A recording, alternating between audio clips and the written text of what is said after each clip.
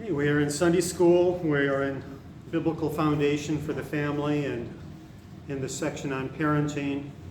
And then the subsection about discipline. We're talking about the place of discipline in parenting. Last week, we went through several just preliminary types of thoughts. And please, if you're watching this online, know that this is a cumulative thing, so we're not giving all the answers in just a few minutes. We're trying to lay a foundation to build a view and a practice of discipline, godly discipline of our children over a period of several weeks. So we talked about wrong ideas of discipline last week, and one of those would be that we would think that just spanking itself, just correction itself is enough, when we've been talking for months now about teaching our children, bringing them up. This is a careful nurture and admonition, and the nurture comes first as we are raising our children. We are helping them to become godly and to trust the Lord and to live reflecting that. Sometimes parents have the wrong idea. Again, the correction's enough. Sometimes they have the wrong idea that they have seen somebody who was spanked soundly, you might say, and turned out badly. So obviously that didn't work. Well, there's a lot of things that don't work. That's not why we do things. We do things either because God says to or God says not to. And then we carefully try to evaluate what we might have done wrong if things did not turn out well. Some of the reasons that harsh discipline maybe turn out badly is the parent's angry and they're disciplining in anger. We were talking to one person on the phone this week about one child did something to the other child and the parent was so angry, so at the moment nobody got a spanking. We're going to have to just back up and reboot and figure out how to sort this thing out and how to do long-term training that's not acceptable. So, yeah, the wrath of man, the anger of man does not work the righteousness of God. Wrong reasons for discipline. You're bothering me, you inconvenienced me, you embarrassed me, and we talked about a bunch of those things. Sometimes we continue disciplining our children without ever praising them. Do you remember last week when you got a spanking for this? You have been doing great all week. So praise them for what they get right instead of just pointing out what they get wrong. Or even, you've done great all week. This is your first mess up on that particular item in 8 days. I'm so proud of you that you made it this far. Instead of criticizing for what they did wrong. So praise them. Teach. Again, sometimes parents will say, well, we tried spanking once. Well, discipline and training is a consistent, ongoing, day after day, month after month type of thing. It's not something you're going to do once and it's going to fix. And if you've ever played sports, that would be a good way to picture it. That's discipline, where you do the same exercises over and over and over again until you get them right. Well, where we are this morning is the parent's attitude towards discipline. You have to be thinking carefully and biblically as a parent about your responsibilities. And then we have to help our children to think correctly as well. So the first thing, letter A under this, is that the Lord corrects those he loves for their benefit. We have to remember that. The Lord corrects those he loves for their benefit. And let's turn to Hebrews 12. It is there in front of us, but I think it's helpful for us to see it in our Bibles. Hebrews 12, verse 9. You have forgotten the exhortation which speaks unto you as unto children. My son, despise not thou the chastening of the Lord, nor faint when you are rebuked of him. For whom the Lord loves he chastens, and scourges every son whom he receives. If you endure chastening, God deals with you as with sons. For what son is he whom the Father chastens not? But if you are without chastisement, whereof all are partakers, then are you bastards and not sons. Furthermore, we have had fathers of our flesh which corrected us. We gave them reverence. Shall we not much rather be in subjection to the Father of spirits and live? For they verily for a few days chastened us after their own pleasure, but he, that is God, for our profit, for our good, that we might be partakers of his holiness. Now no chastening for the present seemeth to be joyous, but grievous. Nevertheless, afterward it yields the peaceable fruit of righteousness to those that are exercised by it. So remember that the Lord corrects those he loves for our benefit. The second thing is be convinced that God's way is best. You might say God wrote the manual for this human experience.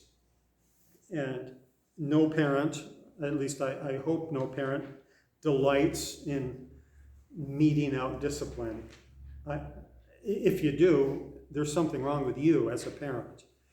But you delight in, and you want the child to delight in, the results of that discipline. And here's several verses, and the question we're asking at the end of these verses is, what are 4 or 5 reasons for the proper use of the rod in biblical discipline? So why would we use the rod? And I'll just give the hint now. A wooden spoon works great. It does not cause damage to the child, but it stings, it hurts, and it trains them. We're not talking about beating the child black and blue. We're talking about giving enough of a sting so that they know that they are being trained. So what are 4 or 5 reasons to do this? So Proverbs 22:15, foolishness is bound up in the heart of a child, but the rod of discipline will remove it far from him. Proverbs 13:24, he who spares his rod hates his son, but he who loves him disciplines him diligently. Understand, just a reminder, there's different kinds of proverbs. Often they're contrasting. There's this, and then there's the opposite. So there's the one who spares his rod, but then there's the one who uses the rod because he loves him. Proverbs 23:13 and 14, do not hold back discipline from the child. Although you beat him with a rod, he will not die. You shall beat him with a rod and deliver his soul from Sheol. And again, there's one of the reasons why we would say this does not mean damaging the child's body, threatening the child's health. No, that's not what it's about. It's about correcting them. Other verses, Proverbs 19:18, discipline your son while there is hope. Do not desire his death. That's interesting, isn't it? While there's hope, don't wish him to die. And we'll talk about that and see if you get anything out of that. Proverbs 18:19, chasten your son while there's hope. Let not your soul spare for his crying. No, please, not that. I'll never do it again. Okay. And then what we just read in Hebrews 12, all discipline for the moment seems not to be joyful, but sorrowful. It's grievous. Yet to those who've been trained by it, afterwards it yields the peaceable fruit of righteousness. What are several reasons for the proper use of the rod in biblical discipline from these verses? So that the child will be wise. Foolishness will be far from it. But yeah, so train wisdom. Foolishness bound, Proverbs 22:15, foolishness is bound up in the heart of the child. It's there already. If we look in the mirror, we'll find that there are still remnants of it in us. So what's going to help us get that foolishness out? It's going to be God's discipline of us, possibly the boss's discipline, possibly the blue lights flashing behind us, stuff like that. What's going to help our children? It's going to be correction. Okay, what else? Other reasons. It shows our child we love them because we choose to make the hard decision. If you loved me, you wouldn't spank me. When Proverbs 13:24 is the opposite. He who spares his rod hates his son. He who loves him disciplines him diligently. So it's to show your love for your child. Because it's just as much of a discipline to train our children and be consistent. Yes. I think that's the hardest thing, is being consistent. Yeah, the consistency day after day. And Yes. being kind Yeah. and. Right. Yeah. Oh, I don't think I put this in the notes anywhere, but what's the first requirement for a parent to discipline their child correctly? It's going to be the parent's self-discipline. It's going to be the parent being under control themselves. So they have to have been putting themselves under God's discipline in order to be effective disciplinarians. Right, because you can't take the discipline, like the child doing something as an affront to you. They're just little sinners that need help. Yeah. And so I can't take what they're doing personally, or I have a problem. It's me that's got a problem. If I take, which happens. Now you're getting a little bit personal. You can't take it personally if your child sins. Isn't that? Yeah, I think that's accurate, isn't it? Going off of that a little bit, the kid knows when the parent is disciplining out of anger and like, you hurt me, and and when they're truly wanting to train them and teach them to do God's righteousness. Yeah, the child can tell the difference. So the child who learns how to lash out and hurt others by the spanking is probably the one who experienced the spankings out of anger, not out of loving training. Okay, what other reasons are here in these verses that you see? It gives hope. It gives hope. Pull that out a little bit more. Anybody? Spares them from later,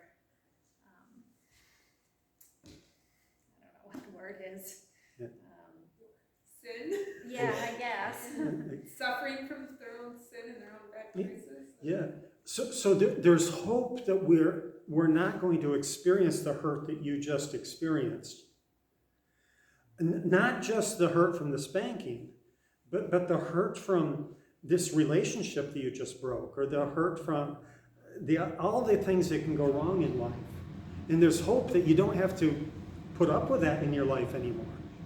Yeah. Well, it says to discipline while there is hope. So if you wait too long and let things go by, and you're like, oh, they're little, they don't know what they're doing. They know exactly what they're doing. Yeah, while they're It'll be young. too late. While they're young is when there's hope. You can teach an old dog new tricks, but it's a lot more difficult to do that. So good. Anything else? What about the Proverbs 19:18? Don't desire his death. Also in Proverbs 23:14, you'll deliver his soul from the grave, from Sheol, the grave. Your child learning to obey, it might save his life one day. And the illustrations are, if the policeman says, drop your gun, and you have been conditioned to do whatever you want to do, and you don't drop your gun, most likely you're going to lose your life. That type of thing. But there's so many other things. The other illustration, it's kind of worn out, but the young child is running towards the road and the dad says, stop! And the child stops. There's a car coming. So train them while there's hope. It might save their life. Anything else you see there about reasons? Just going off of what you had said there, but it teaches respect. Okay. It does, but it's not really in the Okay. verses. Yeah, it's not necessarily what we've seen here, although the Proverbs 12 passage does. It talks about this reverence for Dad. Dad had disciplined us, and it teaches us, wow, Dad knew what he was doing when he trained me to do this, and it teaches respect over the long haul to be consistent and disciplined. The one other thing is it brings joy. You having a problem, you and your kid not getting along, wouldn't you like a joyful relationship with your child? Proper, consistent discipline. Actually, afterward, it brings the joy of righteousness to those who are exercised by it. On the peaceful fruit of righteousness. Peaceful fruit of righteousness. So that confrontation, that struggle, like The the conflict. conflict of the mellows. child trying to pull along with the parent and like that kind of thing. Or the cat. Or the cat, Yeah. Yeah, I think our cat's gonna have a problem with. The cat needs a It's spanking. gonna kill itself. Yeah. Well, let's move on. I do make the observation in your notes. The Bible does not say that all behavior problems are going to be solved by spanking. Please don't ever say that Pastor told you that you're going to fix everything by spanking. But there's never an option that spanking is not in your toolbox. That might be the way to put it. It's not necessarily your first go-to, and we'll talk a lot more about that in coming weeks. Just use natural consequences. Okay, so you explain to your child, when you're called for supper, you come to supper. And you explain it again tomorrow night. When you're called for supper, you come to supper. If they don't come to supper after a couple of those times, you say, you're not going to get supper right now. Or something like that. So the natural results of their decisions bring consequences. And what a wonderful way to learn, natural consequences. Walking through the woods, Kevin will tell you this, you don't follow somebody really closely when you're walking through the brush. You'll get snapped in the face. You get snapped in the face once or twice, guess what? You back off a little bit. Natural consequences of your choices. And your child learns from that. You might have to point them out. Don't lecture, but point it out. Here's what you did. Here's what happened. What do you think you should do next time? So you see how that trains. And so it's not necessarily that we're saying spank in every situation, but it has to be in your toolbox. It has to be a part of what you do. Letter C, so A was, remember, God corrects those he loves for our benefit. Second, letter B, be convinced that God's way is best. Yes? Can I just go back a little bit? Yeah. Because that spanking isn't the answer, like necessarily what needs to be done every time. I think that goes back to what we talked about of how each kid is different too, and they respond to different things differently. So, Yeah, so one child, just the thought that mom or dad had to spank me breaks their heart. And then the next child says, go to it. And you go, now what do I do? So you have to find some other motivating factor. Spanking may be a part of that, but some other motivating factor. Good. Letter C then is view biblical discipline as having the goal of correction, not punishment. I was helping another pastor with their teenage child. And one day I arrived and we were talking and so how do you think I should punish her? He says, what do you mean punish her? Well, she did wrong. And what do you say? What do you say? So what I said was, why did Jesus die?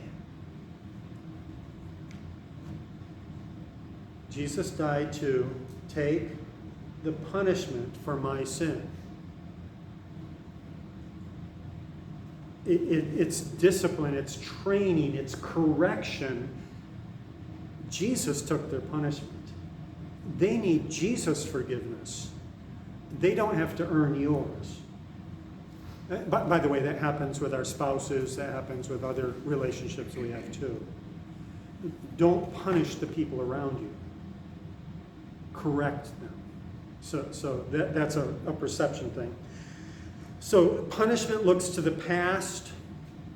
Correction looks to the future. You see how that works?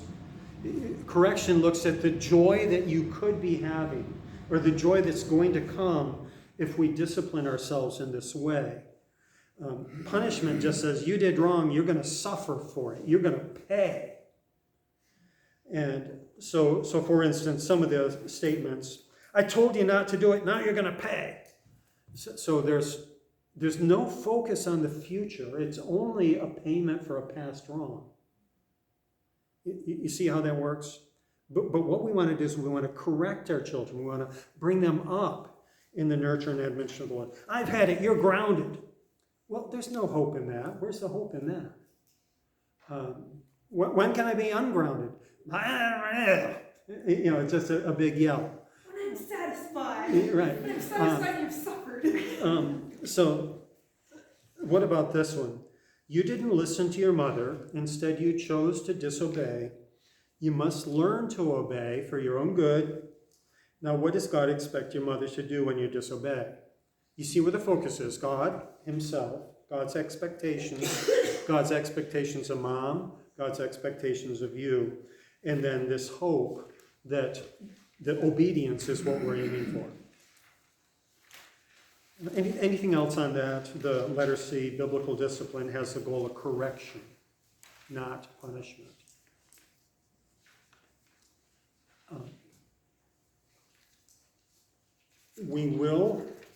I will just mention this just in passing. God has given governments the task of punishing those that do evil and praising those that do well. So government has a different responsibility than parents do in this situation. Okay, letter D, plan ahead, learn to communicate with the children, give expectations ahead of time. Yes? I'm sorry, I want to go back to C, didn't see. This whole thing about correction, how important that our children see that we're broken and that we struggle with sin too, and that mommy's goal is to help you to love Jesus more, and I need it too. Okay. Right. So mommy's goal is to help you love Jesus more. Mommy needs to love Jesus more. Mommy messed up in this whole scenario here. Here's what you did, but here's what mommy did wrong too. Mommy's going to correct. Help mommy to correct. Here's where you need to correct. So good. Okay, so letter D is learn to communicate, plan ahead. Betsy calls it pre-teaching. I mean, how do you pre-teach? It's just teaching, Yeah. But I understand, before you get into the situation, teach the child what to expect and what's going to happen if and what's going to happen if on the different scenarios. So teach them ahead of time. Often we parents are just either numb, we don't realize what people are like, or we're lazy. Often for me it was that. I just didn't want to think ahead what they might be up against. So in order to correct our children, set them on the proper path, you have to plan ahead. God planned ahead. And so we remember how we're made in the image of God. We want to image God. Since God told Adam and Eve ahead of time, here's what to expect. Here's what to do, here's what not to do. If you don't do this or if you do that, here's what's going to happen. And we should be like God in that matter. Some verses, the question is, what cautions do the following verses give to parents? So Proverbs 18:13, he who gives an answer before he hears it, it's folly and shame to him. So what is the caution? Make sure you really understand what's going on. Okay. Listen, ask clarifying questions before you start wailing on the kid or yelling at the kid. often we yell at the kid and then find out it was the other kid. But Okay, like so, the patience. I mean, I know it wasn't really necessarily a discipline, but it was kind of a teaching thing, that the apple thing in the sandbox. yeah. Just take them out. Yeah, so Kristen's story is but there's apples in the sandbox. So I said, well, just take them out. Well, how? You know, and there were bushels of them, you know, so I didn't listen. I didn't clarify with Nathan what was going on. Pastor, can you just take a scenario? We've never dealt with twins before, okay, so we've got twins. And they just scream at each other for no absolute reason, so you say, okay, let's stop for a minute, what are you screaming about? And they can't tell you. Right. So I don't even know where to go from there other than stop screaming. Yeah. I mean, Yeah. how do you get them, they don't even know why they're screaming. So what do you do with that? Yeah, what we would tend to do ourselves is point to the kindness, point to be a blessing to your family. How are you loving your family? How is this expressing your desire to care for the loved ones? And you're not doing that. Yeah, that's. I think, their age, they're only 2. Yeah. And so they might not even know what the words are that they're trying to communicate. Yeah. They're showing emotion. Yeah. Right. And so your goal is going to be to try to give them words. Are you mad? Right. Are you? And Yeah. but what happened? I guess instead of why are you screaming, what happened? Yeah. What happened? That just gives a little bit different way of. And then it still comes Yeah. back to the loving. Yeah. Does that help, Lisa? Yes. Yeah, as far as the why questions go, I don't think Mom and Dad were that good at getting to the heart of what was going on in our hearts. So they would ask the why questions, and the joke is still, Danny had a problem with his shoulder. What's wrong? What happened? Why? you know. And I could never answer. I didn't. Either I didn't want to admit it, or they weren't getting at what happened. Yeah, Joe. One of the things that I think we were told that actually was probably a good thing was, if you ask why, then it gives them an opportunity to justify it, Yeah. rather than what caused this. Sure. Yeah. What caused this Yeah. is more accurate, to Yes. the question. Good. Because I want to know, what instigated this whole thing. But if you say why, they feel like, well, if I come up with the right answer, then I can justify it. Right. So. Yeah, often if you have the parties involved walk you through the what happened type of questions. What is going on here? Talk to me about what you were doing to your sibling or to your spouse, to whatever. Tell me what you were doing, what was going on. And what's so interesting about it is they start talking about what's going on, maybe not a 2-year-old, but if you've been prepping them, after a while they go, wow, that doesn't sound very good. They start looking in the mirror as they're describing what happened. Yes, Tony. I do that at school a lot because you can never get to the why. I mean, there's no, but when I ask what happened, they can only say what they did. You can never say the other person's name. You can only say, I did this, this, and this. Okay. And you can't ever say the other person's name. That's how I try to sort through the beginning of it, because it's automatically they. Yeah. So good pointer. So the pointer is to, when you're asking this child A, what happened, they can tell you what they did. One of Dad's favorites was, he hit me back first. Types of statements, and it's so true, because that's usually what we point to is what the other person did. Mark 3:25, if a house is divided against itself, that house will not be able to stand.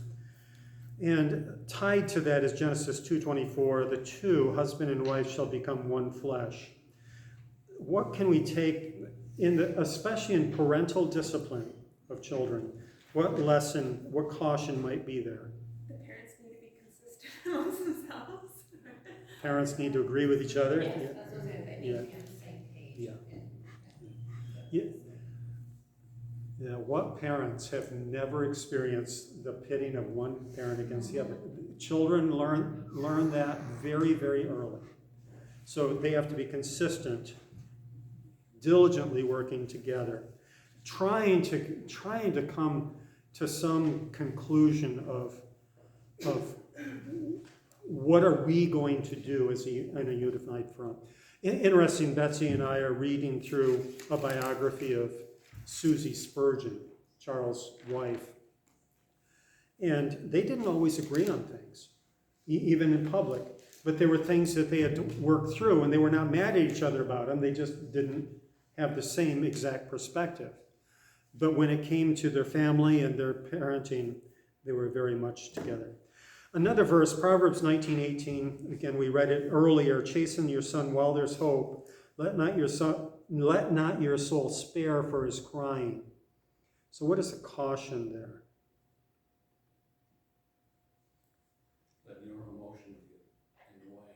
Yeah, your child cries and our emotions get in the way of We already talked about it a little bit, and we have it written here about how while there's hope, that there's that like time limit on it. Like there's a okay, so possibility that yeah. if you wait too long, Yeah. there won't be. Don't wait too long to correct this cute little disobedience. Joe. Yeah, that was kind of where I was going. If you wait till we're teenagers to try to teach them to be a respectful and responsible adult, you've already failed. Yeah. Good. Tony. But I think to not give in to the child, you really have to have a strong conviction of why you are doing what you're doing. So a really good understanding of why you're doing what you're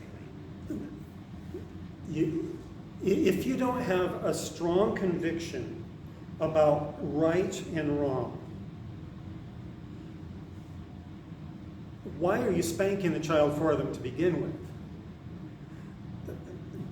But then second, if you don't have a strong conviction of right and wrong, you're going to waffle when it comes to the correction side of it. Dick, good. Yeah, I was just gonna say, I think kids learn a lot by not disciplining, just like they do by discipline, because they learn what they can get away with, they learn, and they oftentimes learn it from their parent who's doing, mimicking the same thing.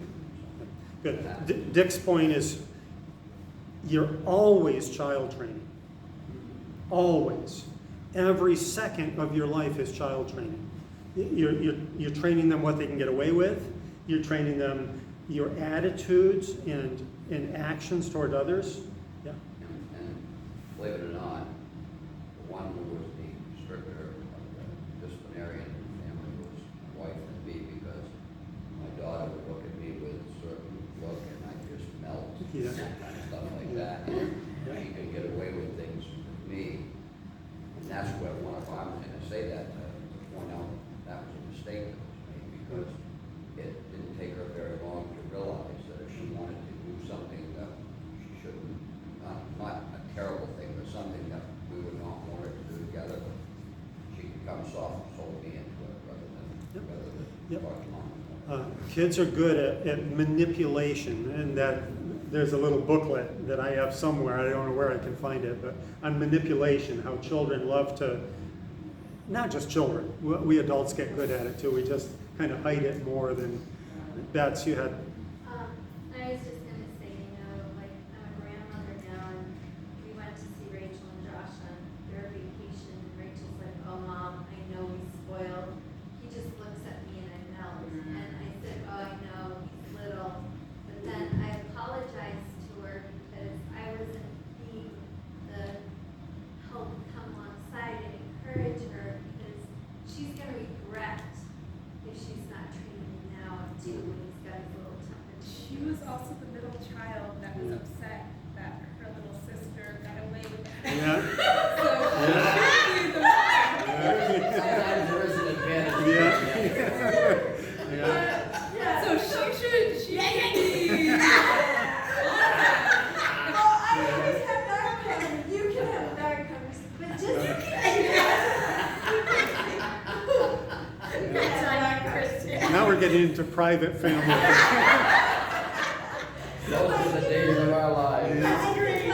Lisa Yeah. and Tony and Deb and Dee are all grandmothers, and how can we come alongside our daughters? It gets weary and all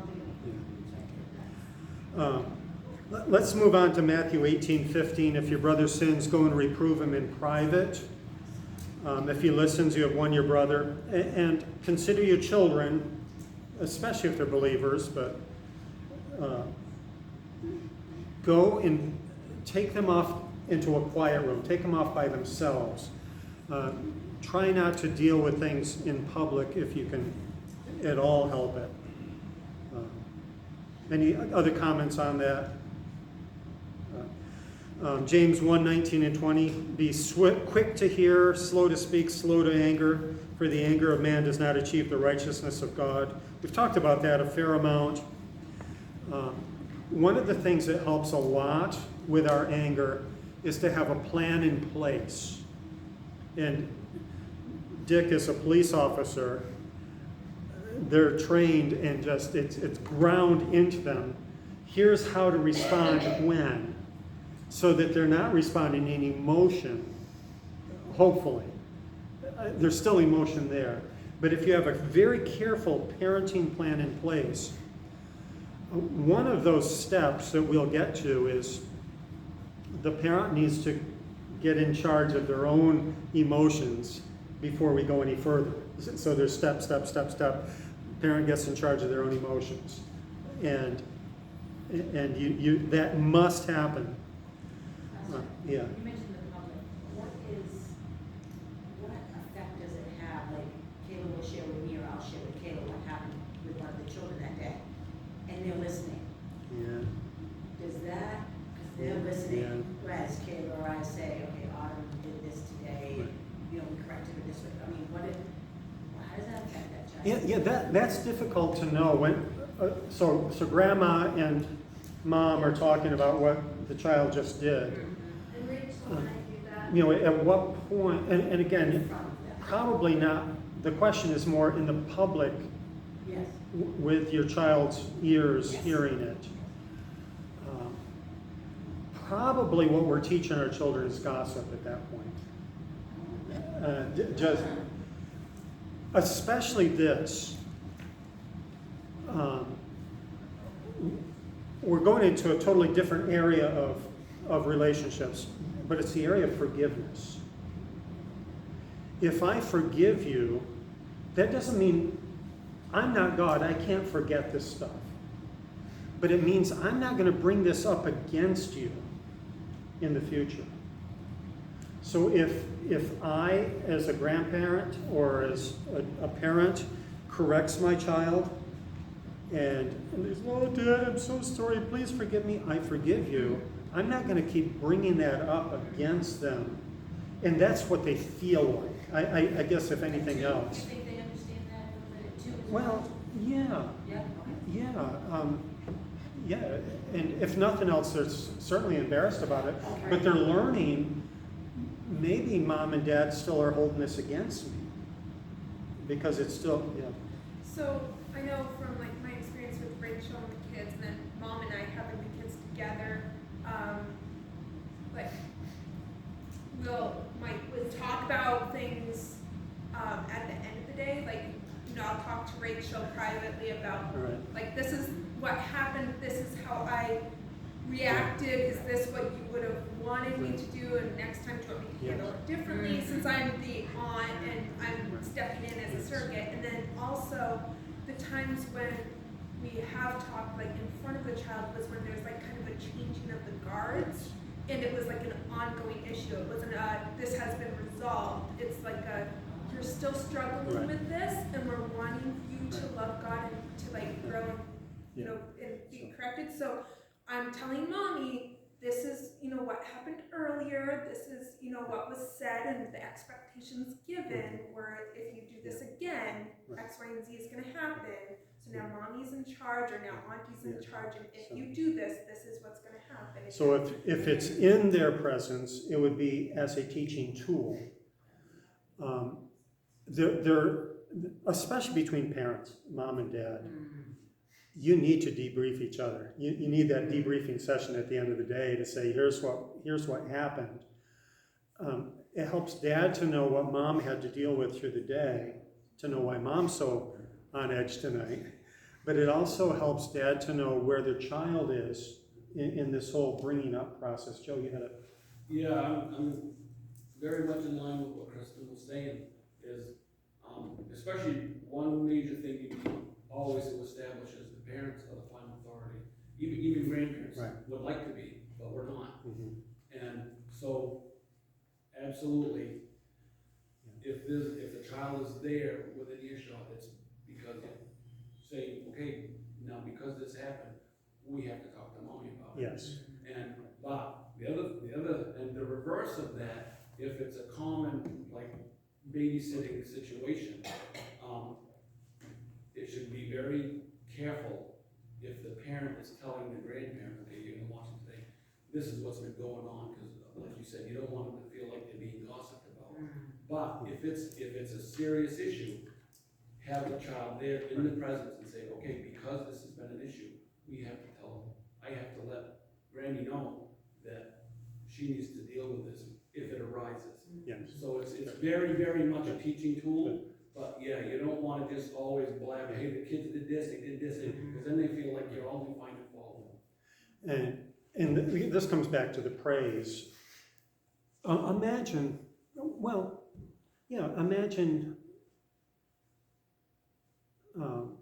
you overhear, your boss doesn't know that you're around, and you overhear your boss telling somebody else how great of a job you're doing. Imagine a child hearing mom tell grandma in the handoff, here's the things they've been doing great in. And the child hears that. And they're struggling with this a little bit, but here's what I've done so far, and here, something like that. So, very good, Dick. And about the grandparent that, going on what Joe was saying, the grandparent that is there and learning, you need to learn that when mom and dad is there, they're the ones in charge, you're not. But what about if they do something and then how's this work on a kid? They do something, well, you should do this or you should do that, right with the child standing right there and stuff. I mean, to me, that could really be really detrimental, I think. Yeah. So parents, the primary thing is for parents to plan ahead, and that's the whole point all the way down through here, to think through scenarios. Traveling as missionaries, there was no possible way to prepare our kids for everything, but you had to try. And Betsy had the lecture when we arrived at every single church. Every single church. And the lecture was very similar. It was, okay, we're going to go in here. We don't know what you're going to face. We don't know if you're going to have a Sunday school class or not. You might be with mommy. You might have a Sunday school class. If you have a Sunday school class, you're going to go in. You're going to be kind. You're going to listen to the teacher. You're going to follow their instructions. And we go through that every time. Why? Because it's a different situation. The rules might be different. And we wanted them to know that there was consistency, but there was no way to prepare them for everything. And that's often different. There's a thing to do on your own here. Just trying to think through some of the statements that you might hear a parent say. Just wait till your father gets home. Do you intend to obey right away with a happy, submissive spirit? I don't care what you did, you're going to get a spanking right now. There's a lot of sayings like that you can think through.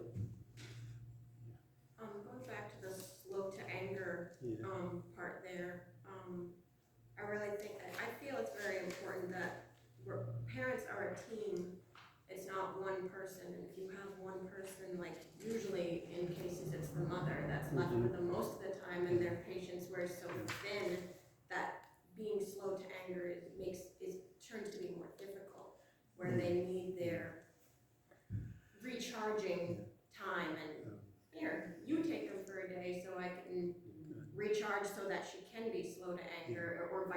or whatever the or situation. for 10 minutes. Just Right. take them for 10 Right. minutes. Right. And, yeah. I loved washing dishes by myself. Right. Yes. Yeah. So 15 minutes. see, often, I don't know what it is about we dads, but we would get home and we would be tired. We would. And we'd flop. And we wouldn't consider, man, our wives could just stand. So Betsy was, can you just give me 10 minutes? Just 10 minutes? And with Nathan, it was always the time of day when he was young. He was bawling his eyes out when I would get home from work at 5 or 6 in the evening. He hates my guts, must be. I don't know. It was just, but he wasn't healthy. He had ear infections and stuff like that, and in that time of day, and she was miserable. Betsy was miserable. I was miserable. It was difficult. And for those of you who do, I don't, but watch the professional wrestling where you tap out, tag team. That's what they talk about in the behavioral programs. Is sometimes it just gets to the point where you have to tag out. You have to just say, let's flip here. Can you just take over here for a while? And so yeah, having that is a great point, Lindsay. We'll pick up next week with effective correction, effective discipline, and we'll pick up with that. And then we'll get into the ABC, start here, do this, say this type of thing that will help us to think our way through how to apply all these aspects. And the readjusting time, it needs to be you and God, because if you're struggling with anger, Right. that means you need to go to your Father and say, I'm doing woo, Yeah. and so our rejuvenation can't just be going through whatever we want. It needs to be in God's Word Yeah. or something to be rejuvenated. Good. Yes, parenting is rough. I mean, life is rough. We come up against things that are just beyond us. Yes, Dick? And one of the, I think, easiest things for a father to do in that situation is to say, I've worked hard all day. I don't want them to think I'm going to go home and be the disciplinarian. I'm going to do this. And it's easy, I know, because I used to do that stuff, and it's not the answer. Yet your job doesn't stop just because when you went to work. Your job starts when you get back home. You're a father again when you get back home. But there's so many pitfalls waiting for you out there, and Satan knows where they are. Very easy to fall in the ditches. We'll pick up next week. Let's pray. Lord, help us. We come right to the end of our abilities in our own lives of being consistent in our own personal disciplines of loving you and living for you and living holy lives and growing in our ability to not only know you but communicate you with others. And I pray as we come to our parenting that you would help us to be wise and to grow even in that. Wish we were perfect when we were younger, but we're not. And part of that is the discipline process, both of our parents and the others that love us, even in a church situation. And then you exerting pressure on us to change us. And thank you for your love. And help us to reflect that and to hand that on to others. In Jesus' name, amen.